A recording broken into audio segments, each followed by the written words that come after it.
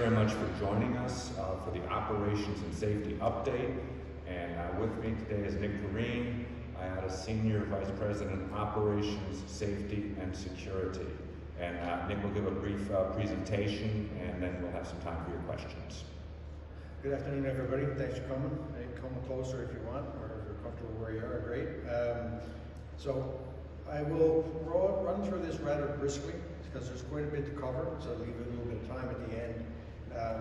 So I'll cover off some things on the operation in terms of the summer peak for the Northern Hemisphere summer travel, and a little bit on the supply chain, which you may have already heard through various discussions for today. And then lastly, I'll touch on some safety performance indicators, and as well a little bit on 5G as it's pending, especially in the US at the moment. So you've seen this already, no big surprises. We've been promoting this and talking about this for quite some time. We are seeing a very strong season upcoming. When you look at advanced booking information between May and September, we're looking at a 29% increase over 2022 levels, and it's up everywhere. Where it's really up, obviously, I think that's no surprise to anyone. Asia Pacific is seeing some significant growth, primarily because they were, this time last year, essentially shut down. Middle East still growing. Europe significantly growing as well. Africa, Latin America, and North America. North America numbers still pretty strong at 13%, but this time last year, or during that period of travel, there was things were pretty much back to normal, if normal ever exists.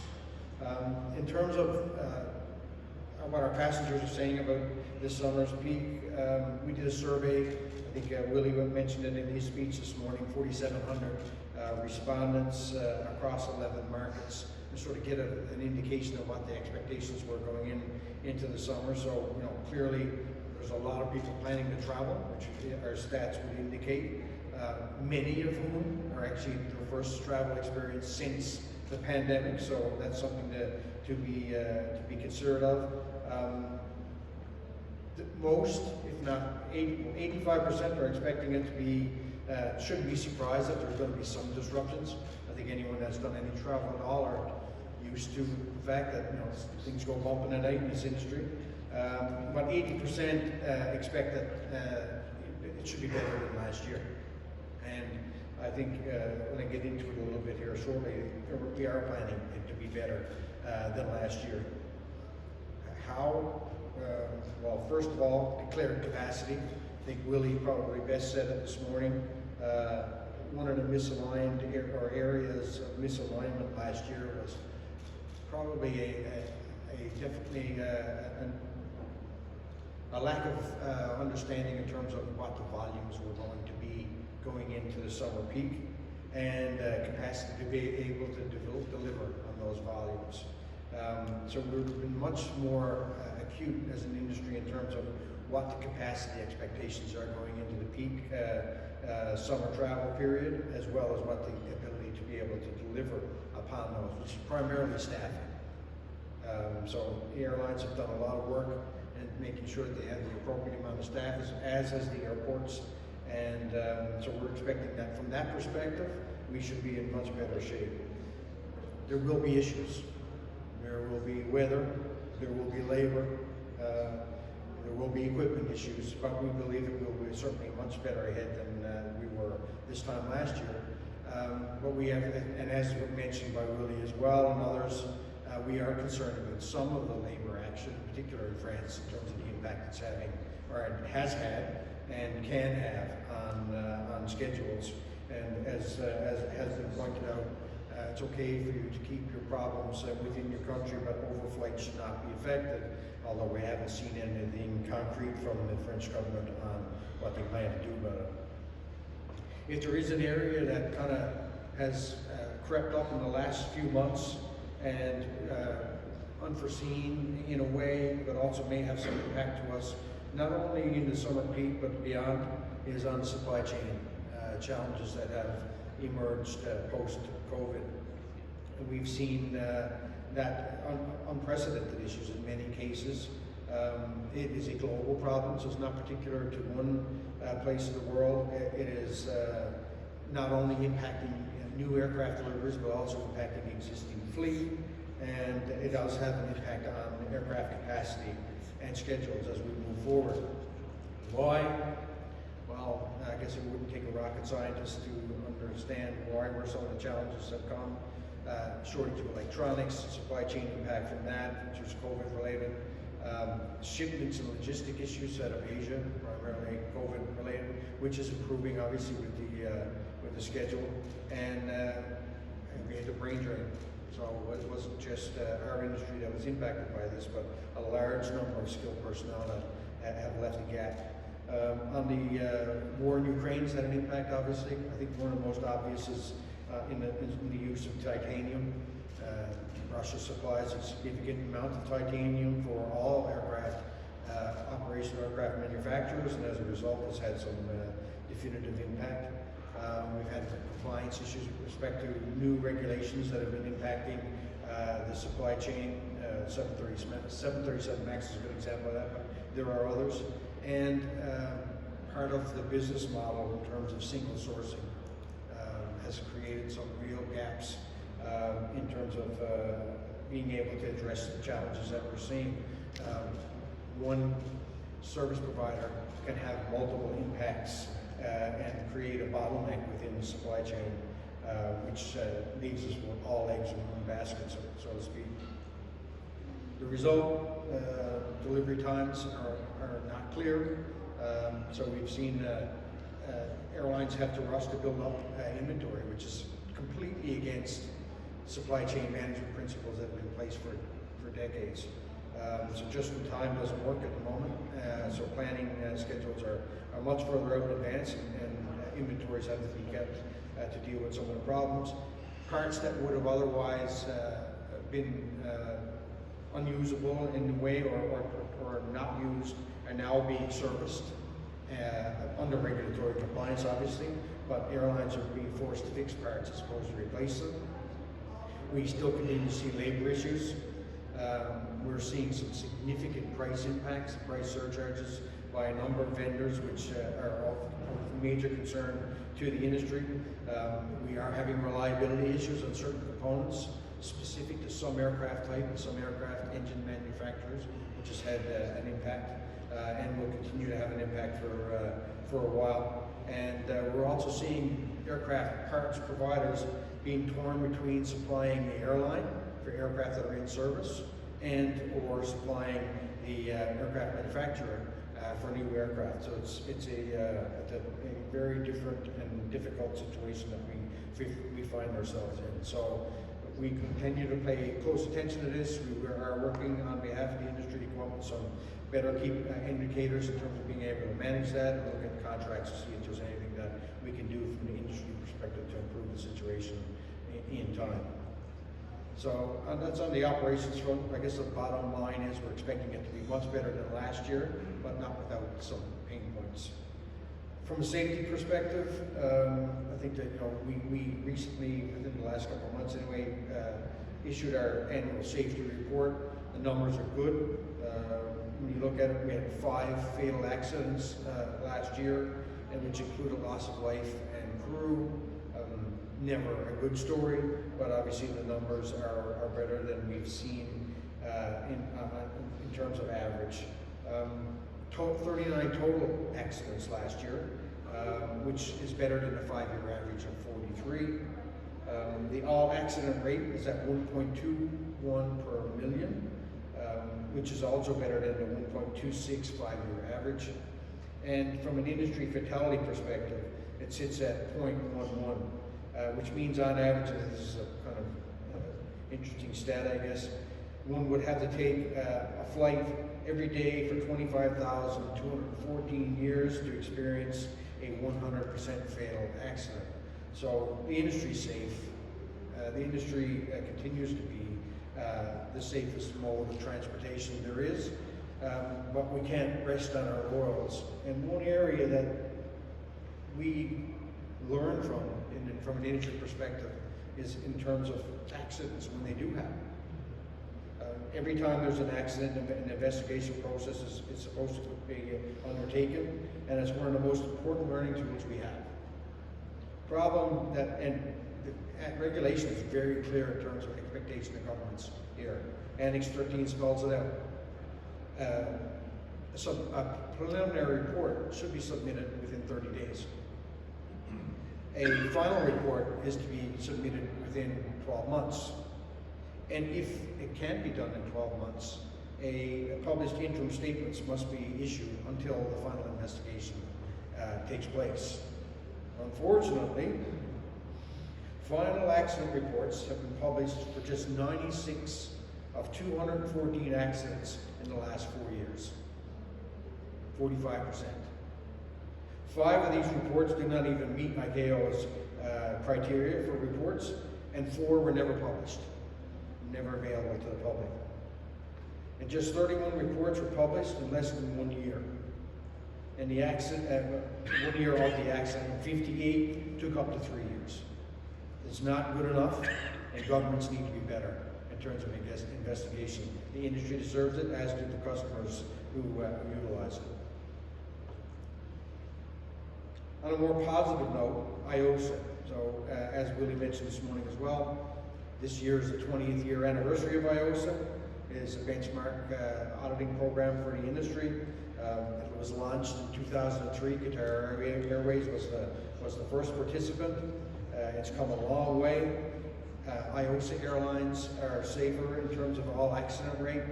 When you compare them to non-IATA carriers, it's a multiple of 4. 0.7 versus 2.8. And since 2005, the all accident rate for airlines on the IATA registry is 1.4 compared to 3.4 per million for those that are not. But like any program, it needs to evolve. And within the last year we started embarking upon what we call risk-based IATA. It was necessary because the program needs to evolve like any other audit program. So instead of a one-size-fits-all approach, risk-based IATA takes into account systemic risks, looks at airlines' maturity assessments with respect to their safety management systems, their safety critical programs, training programs, and the maturity assessment determines above and beyond compliance how an airline manages safety. It's a much different approach, although airlines will still have to meet the rigorous standards that are set out within IATA in order to maintain its registration on the program. It's a new concept. We started it last year with a trial. We did, I think we've completed 7 trials last year. This year we will do 25. Next year we will do 100. And in 2025 onward, all IATA audits will be conducted on a risk-based format, which is somewhere usually in the range of 200 audits per year, given the fact that it's a 2-year cycle. Another area within the safety realm that we've been focusing on is safety leadership. Why would we focus on safety leadership? Because it starts at the top.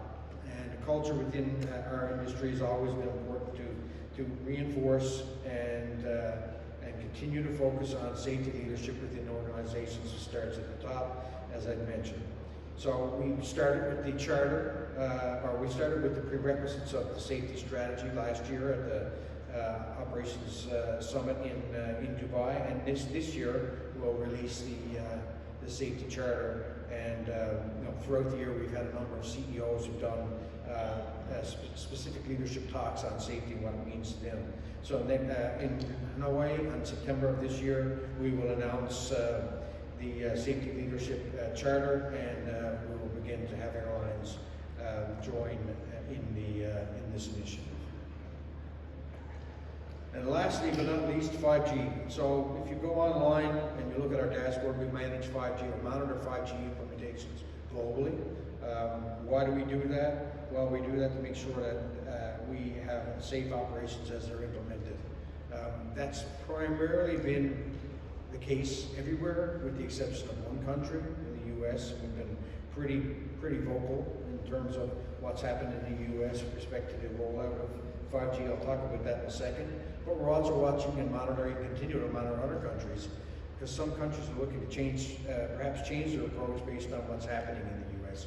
Canada and in some places in Europe have been good examples of that. So we continue to work with ICAO and the ITU, the International Telecommunications Union, to make sure that we safeguard our activity. But specifically in the U.S., July 1st is D-Day, so all aircraft are expected to be retrofitted. Radio altimeters are expected to be retrofitted to meet the demands of the new spectrum allocation that has been awarded in the U.S. Where are we from an industry standpoint? Probably somewhere in the range of 70 to 80% will be converted at that point in time. What does it mean on July 1st? It certainly, we all hope that the weather is good, because if you're not retrofitted, a Category 1 approach won't, or Category 2 and 3 approaches will not be possible. So you will be stuck with a higher limits, and so bad weather could definitely impact the operation from that point forward. As of February 1st, 2024, these aircraft, if not retrofitted, will not be able to operate at all. So at the moment we're tracking, we believe the majority of the fleet at that point in time will be retrofitted. However, it's still not confirmed that we will be able to do that, given some of the supply chain challenges that the manufacturers themselves have been met with.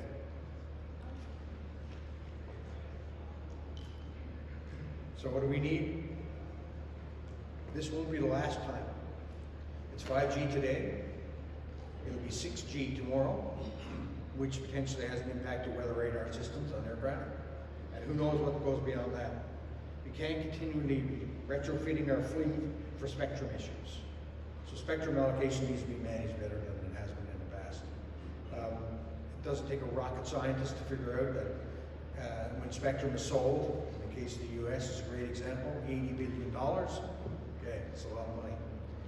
But this can be coordinated much, much better than it has been in the past.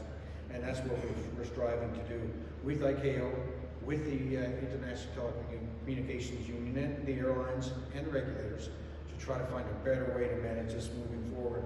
Because eVTOL or drones doesn't have spectrum allocated to them either. And so we need to make sure that we're all operating in a harmonious and safe environment, and there's enough money to go around for everybody. If we coordinate it better, we can avoid situations like we did in the US. So that's my stump speech for today, and happy to take any comments or questions you may have. Great, thanks. Well, maybe we'll start down here in front, and if you can identify yourself in your publication when you ask your question. Test, no. Andreas Reed, German aviation journalist. I wonder, why is this problem with the investigation reports for air crashes so much worse now than it used to be? And what are the main reasons behind it? Are these like short-staffed authorities? Is this lack of oversight by the national governments or the responsible ministries? And what can the industry do? Because indeed it's very important that the industry learns from accidents, and this way is prevented from doing so if there's no reports or lack of full reports. So what kind of leverage do you have as IATA, or does the industry have, ICAO having any saying in that? And what's the reason behind it? Thanks. The reason behind it is difficult to ascertain, to be honest. The reason is very difficult to ascertain as to why it's not being done. What is clear though is that we haven't, perhaps as an industry, been as vocal as we should be on the fact that these investigations are not being completed. And so starting now, we intend to be very vocal on the fact that this is a requirement. Certain jurisdictions are better than others. That does pose some challenges in terms of ICAO's reach. But ICAO is on this issue now. And we did have a meeting as early as last week to discuss with them on the categorization and some of the challenges that we're having in terms of follow-up investigations. But the answers we're getting, we're not happy with at this point in time. So our plan is to continue to be vocal, continue to illustrate, and continue to advocate until we get to the point where we're at a much more acceptable level of investigations. Another question right there next to Andres.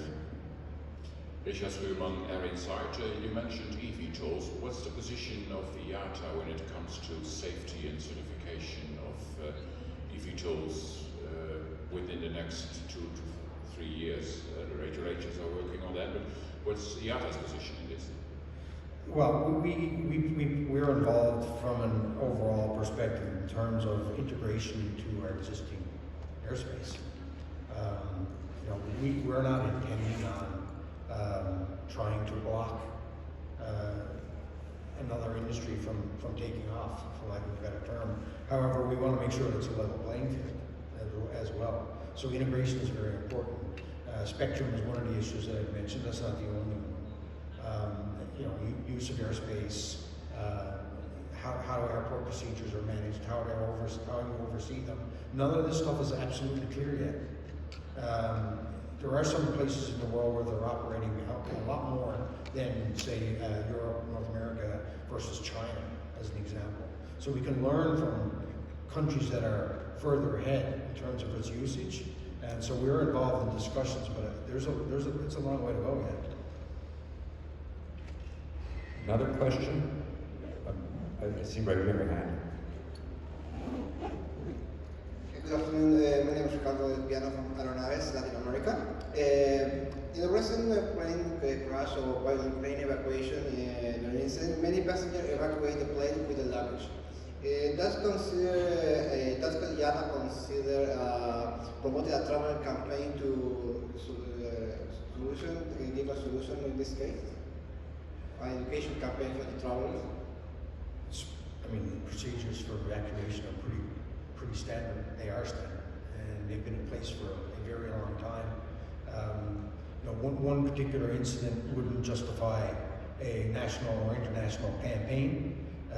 In this particular case, when something like that happens, the airline will review with the regulator and learn from it. Our communications are clear. Anyone that's traveled, it's clear. You're instructed to leave your belongings behind when you exit the aircraft. That is not necessarily the case. This happens to be one of them, but it's not a systemic issue. Thanks. I see a question over here. Yeah. Yeah, hi. Robert Silver, Travel Weekly. Are the accident reports, how's the U.S. NTSB doing in terms of getting those completed? And honest. I don't know if we're doing name and shame yet, Robbie. Well, let's leave out the NTSB. How about the U.S. in general, since you said some countries are better than most. Okay. Another question might be a bit off topic, although Perry suggested I ask it to you. The IATA health pass, obviously not needed right now because COVID's over, but during the early days of the pandemic, you all and many others were talking about the need to develop these, have them, get them interoperable, have them long-term in case there's another pandemic or something else. So is there anything going on, did you know of, with IATA or globally to continue that for the future? I would like to say yes, but regulators seem to have amnesia with respect to COVID and the impact it had on this industry. We reminded everybody at the last ACAO Assembly that it's important that we continue to learn from this particular pandemic so that we don't repeat the issues from the last one. I'm not confident that will take place anytime soon. Having said that, verifiable credentials has much more legs. When you talk about purchasing, which Willie mentioned this morning, but also from the use of travel in terms of one ID. So when we move to that as an industry, which we will over the course of the next 5 to 10 years, hopefully sooner, verifiable credentials will have the potential to be able to deal with this at the same time, if and when that happens. So I think that the debate and discussion goes beyond a health pass and more into a digital verifiable credential use in terms of use for travel. Are there any other questions? We probably have time for one more. Yeah, right here in front. Owen Careen from Air and Travel Magazine, Dublin, Ireland. At the end of 2018, Gatwick Airport was closed down by a series of incidents where drones were spotted. We've seen the re-emergence of the flying of drones in some airports in Europe. Is it something that is of concern to IATA, because it seems to be something dispersed among airport operations in different jurisdictions with different approaches to it?